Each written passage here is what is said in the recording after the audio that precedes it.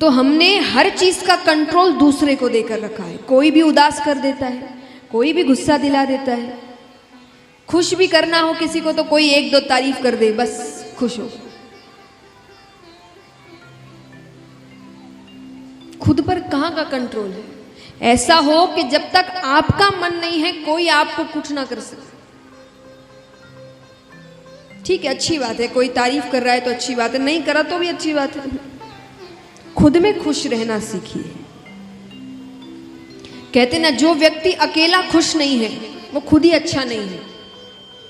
क्यों? क्योंकि अकेलेपन का मतलब क्या होता है? आप किसके साथ हैं? खुद के साथ। अकेलापन माने क्या? आप अकेले बैठे, अकेला माने कोई नहीं है, तो आपके साथ कौन है? खुद है आप। तो आप खुद के साथ ही खुश नहीं है तो मतलब खोट आप में ही है। और जो व्यक्ति अकेला खुश है उसको किसी की जरूरत नहीं, यानी वही अच्छा है, उसमें ही अच्छाई है। तो अच्छाई खुद में लानी है, दूसरों को नहीं ढूंढना कि किसके साथ रहें, किसके साथ घूमें, किसके साथ हम अकेले ही खुश हैं। वो तब होता है जब आप भगवान को समझते हैं। जैसा मैंने कहा, किसी भी चीज के लिए ये नहीं कि वैराग्य लेना है, नहीं। संसार में रहकर ये सारे काम हो सकते हैं। बड़े बड़े, आप कथा में ही सुनेंगे, बड़े बड़े राजा हुए हैं जो भगवान के बहुत बड़े भक्त हुए। अब राजा के पास किस चीज की कमी होती है? धन अनाप शनाप होता है, नाम शोहरत अनाप शनाप है, काम अनाप शनाप है, फिर भी वो भगवान के भक्त बनते हैं। तो ये चीजें भगवान की भक्ति में आड़े नहीं आती कभी भी, हम लाते हैं। तो आनंद यानी भगवान, अपने अंदर के आनंद को पहचानिए। तापत्रय विनाशाय श्री कृष्णाय वयम नुमः। 3 तरह के ताप होते हैं सांसारिक जीवन जो जीते हैं, दैहिक, दैविक और भौतिक। इन 3 तरह के तापों से हमें भगवान मुक्त करते हैं। लेकिन भगवान मुक्त कैसे करें? कृपा कैसे करें? भगवान को अपने वश में कैसे करें? उसको बुलाए कैसे? कहते हैं कि भगवान की एक कमजोरी है। कैसी कमजोरी? किसी की कमजोरी अगर आप जानते हैं तो भगवान की कमजोरी क्या है? भगवान को बुलाने के लिए भगवान भक्त को रोते हुए नहीं देख सकते, बिल्कुल नहीं देख सकते। भगवान कहते हैं कि सन्मुख होए जीव मोहे जबही, कि वो एक बार मुझे रोकर पुकार ले के हे नाथ मैं आपका हूं। मैंने लाख पाप किए हों लेकिन अब मैं आपका हूं। कि सन्मुख होए जीव मोहे जबही, जन्म कोटि अदना सही तबही। मैं उसके जन्मों जन्मों के करोड़ों पाप वही नष्ट कर देता। वो एक बार मेरे सामने आ जाए बस। तो जब भगवान को पुकारना हो तो रोकर पुकारो, लेकिन सच्चे आंसू। ऐसा नहीं गलती किए रो दिए, गलती किए रो दिए, वो आपसे ज्यादा होशियार है। फिर वो बोलेंगे मैं दुनिया चलाता हूं, ये मुझे। सच्चे आंसू, सच्ची भावना। तो इस प्रकार भगवान के स्वरूप के बारे में बताया गया। अब हम चलते हैं शुकदेव जी के अवतार की कथा की ओर। शुकदेव जी का अवतार कैसे हुआ, ऐसे अलग अलग शास्त्रों में अलग अलग ढंग से बताया गया है। पर दंत कथा के अनुसार एक बार ब्रह्मा जी ने एक सभा का आयोजन किया। उस सभा में सभी देवी देवता, यक्ष, गंधर्व, किन्नर, ऋषिगण सबको बुलाया गया। उस सभा में एक प्रश्न उठा कि 3 लोक 14 भुवन में सबसे महत्वपूर्ण वस्तु क्या है, यानी सबसे कीमती। तो सबने अपना अपना उत्तर दिया। कोई कहे हीरा, कोई कहे सोना, कोई कहे चांदी। ऋषिगणों ने कहा कि ये सबसे कीमती चीजें तो नहीं लगती, ये तो कईयों के पास होगी, आपके पास भी होगी।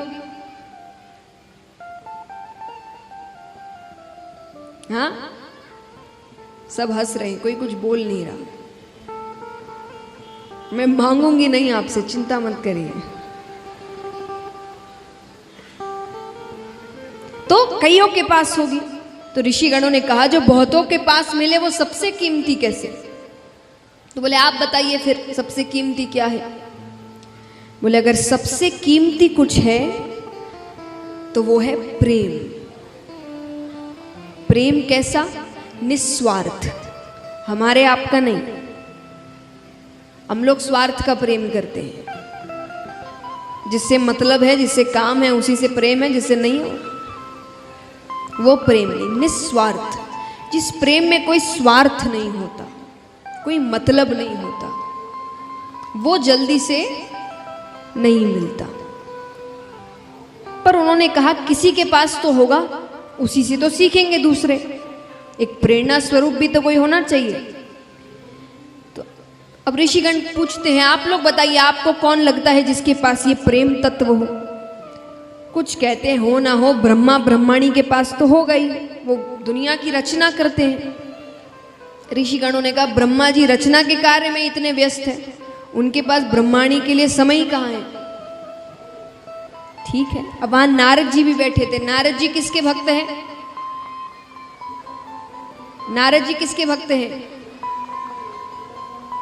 विष्णु भगवान और लक्ष्मी माता। तो उन्होंने कहा कि हो ना हो मेरे प्रभु विष्णु भगवान और लक्ष्मी माता के पास तो जरूर है। ऋषिगणों ने कहा वहां भी उतना नहीं है। क्यों नहीं है? अरे बोले अगर उतना प्रेम होता तो समय न समय देकर भगवान भक्तों के पीछे थोड़ी दौड़ते। आधी रात को गजेंद्र ने पुकारा, लक्ष्मी जी को छोड़कर चले गए। ऐसे आधी रात में कोई छोड़कर जाता है क्या? पर उनको भक्त इतने प्यारे हैं, तो वहां भी उतना प्रेम। तो सबने कहा फिर आप ही बताइए कहां है? तो ऋषिगण कहते हैं अगर प्रेम की पराकाष्ठा कहीं पर है तो वो है महादेव जी और पार्वती माता के पास। क्यों?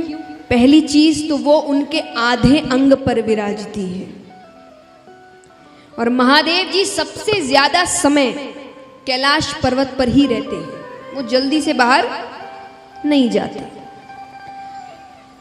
नारद जी को बात अच्छी नहीं लग रही, वो विष्णु भगवान के बहुत बड़े, तो उन्होंने कहा अगर इतना ही प्रेम है तो मैं झगड़ा करवा दूं तो? अब आप सोचे झगड़ा कराना कौन सी, झगड़े तो पति पत्नी में होते ही रहते हैं। आपस में झगड़ा करना अलग है, कोई तीसरा आके झगड़ा करवा दे वो अलग है। अगर किसी तीसरे की वजह से आप दोनों झगड़ ले मतलब प्रेम में कमी है। तो नारद जी ने कहा मैं झगड़ा करवा दूं। ऋषिगणों ने कहा तब की तब देखी जाएगी। ठीक है। अब नारद जी रोजाना कैलाश पर्वत जाए, पर दोनों साथ में बैठे रहे, वापस आ जाए। एक दिन भोले बाबा कहीं गए हुए थे, तो नारद जी तुरंत पहुंच गए, माता को प्रणाम किया। पार्वती माता ने कहा कैसे आना हुआ? अरे बोले मुझे बाबा से बहुत जरूरी काम था। कहाँ है वो? माता ने कहा वो तो अभी बाहर गए हैं, अगर ज्यादा जरूरी है तो मुझे बता दो, मैं उनके आते ही उनसे कह दूंगी। नारद जी कहते थोड़ी व्यक्तिगत बात थी। व्यक्तिगत यानी पर्सनल, हर किसी को नहीं बता सकते। मैया ने कहा आपके बाबा और मेरे बीच कोई व्यक्तिगत बातें नहीं रहती, वो सब कुछ मुझे बताते हैं। नारद जी कहते मैं नहीं मानता।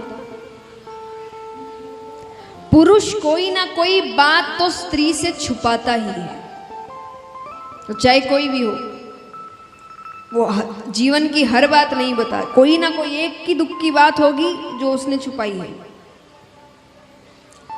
अब यहाँ जितने भी शादीशुदा पुरुष बैठे हैं, घर जाके सबकी क्लास लगने वाली है।